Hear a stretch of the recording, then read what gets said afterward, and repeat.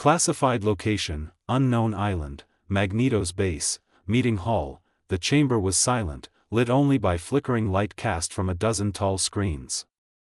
Each one replayed footage from different angles: Tony Stark's speech at the UN, the final punch that dropped Carol Danvers, and the coordinated rescue of Flight 472. Magneto sat at the head of a long metal table, fingers steepled beneath his chin.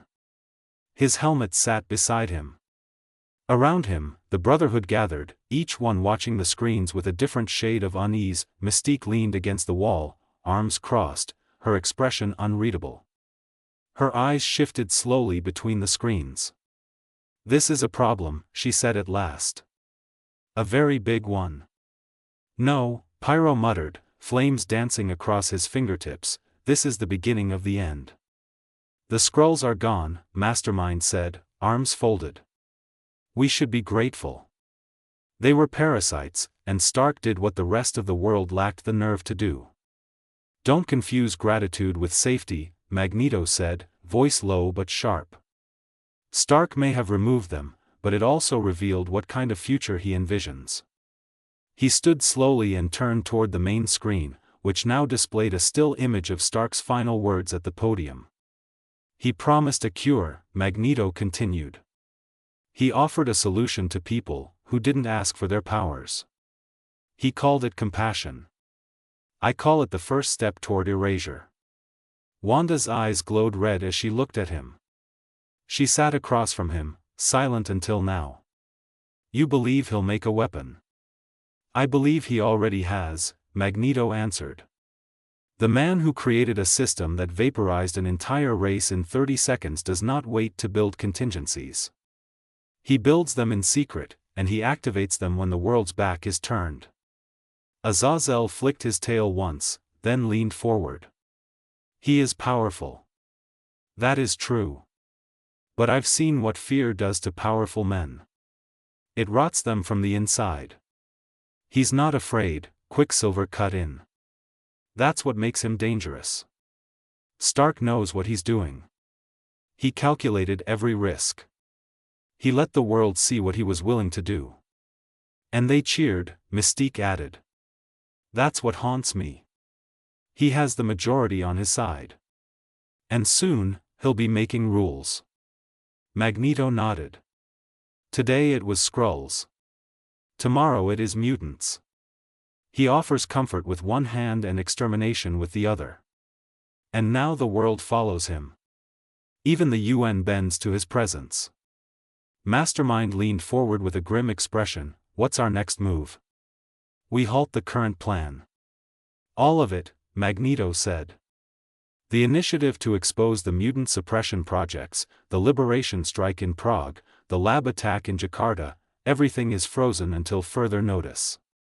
From this moment forward, we focus on one objective. Stark." He said any enhanced individual who wishes to train or seek help is welcome. He threw the door wide open, thinking he controls the threshold. "We will walk through it." "Infiltration?" "I'll go," Mystique was ready. "No. He'll never trust someone who can shapeshift on will. He'll always be on guard," Magneto said as he looked toward Pietro, who stood leaning near one of the tall columns, arms folded. "Speed will be critical. And discretion more so. You're going in."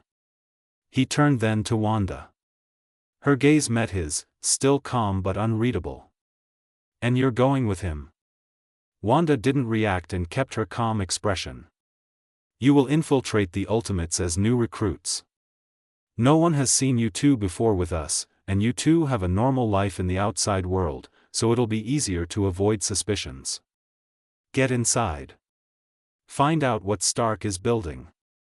Learn what he's hiding. And when the time is right, we pull him apart from the inside." Wanda's red eyes flared gently, and her voice broke the silence. "Stark has a point." Everyone turned to her at once. Magneto's eyes narrowed. "Explain." Wanda stood from her seat, her fingers brushing the edge of the metal table as she stepped forward. Her presence was calm, but the glow building around her hands hinted at something restless beneath the surface.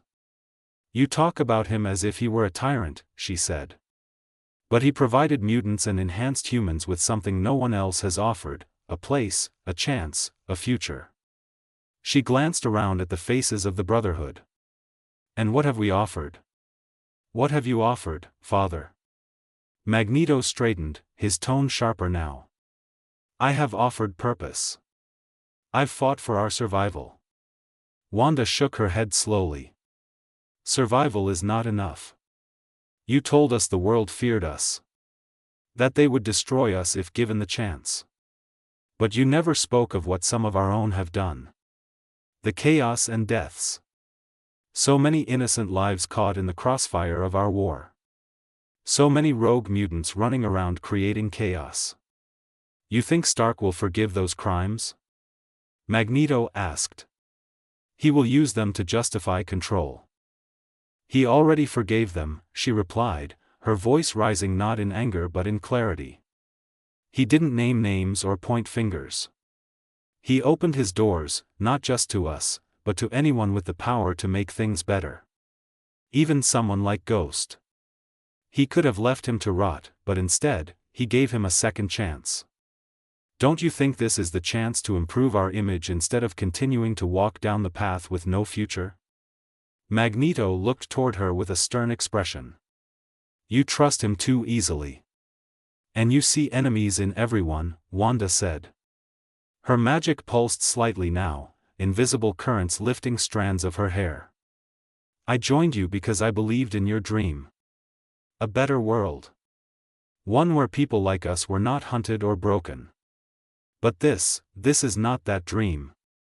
This is fear wearing conviction as armor. Pyro stepped forward, a flicker of flame dancing in his palm. Careful, witch. You sound like you're switching sides. Wanda turned her eyes toward him, her power curling around her like crimson wildfire. Pyro instantly felt an insane pressure on his body. He fell to his knees. Sides? We all know Tony and the others are similar to us. They have superpowers. So, if they can use their powers to do some good in this rotten world, why can't we? If they can become a beacon of hope for humanity, why can't we? Why must we hide and destroy everything and everyone you want gone, Father? Magneto stared at Wanda. His hands had curled into fists without him realizing it. Around the room, metal creaked softly in response. The Brotherhood had seen him angry before. They had seen him cold. But now he looked torn. You would kneel before a man who believes power should be registered and managed like inventory? Magneto's voice was steady, but it carried weight. You would praise someone who built a system that can kill us in a flicker second? Wanda didn't flinch. You think I admire him because he is powerful. But that is not it. I respect that he chose to shoulder the burden of leadership. He made the hard choices you always talked about. The ones you said no one else would make. And when it was over, he didn't hide. He stood before the world and said it was him. That takes courage and guts. Magneto shook his head. So you see strength and mistake it for integrity. I see accountability, she said. Something this room has not shown in years. Mystique spoke up, her voice smooth but firm. You're angry. I get it. But we have to stay focused. Stark may be acting like a hero, but we all know what happens when the world begins to adore people with power.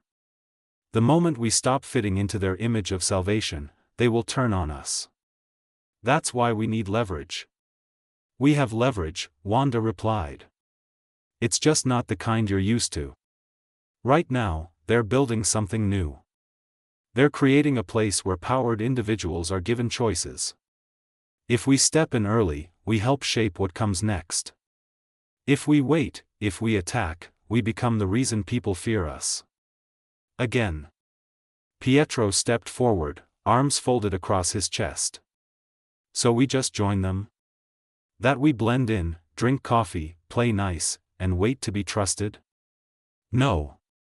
We'll earn it, just like they did, Wanda said, turning to face him directly. Quicksilver narrowed his eyes. That was not the plan. The plan changes, Wanda said. If you want to keep pretending that the world has no place for us, then fine. Stay here. But I'm done hiding behind your anger, Father. There was a long silence. Magneto finally reached down and picked up his helmet. He held it loosely, staring at the familiar shape in his palm. You believe you can enter Stark's world and not lose yourself in it.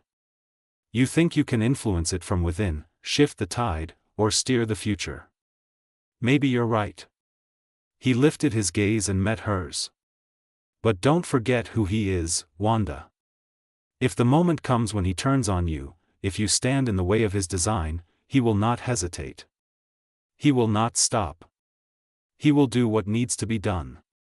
Wanda's expression softened slightly. Then I hope you'll remember this conversation before you do the same. Quicksilver stepped beside her. I'm going with her.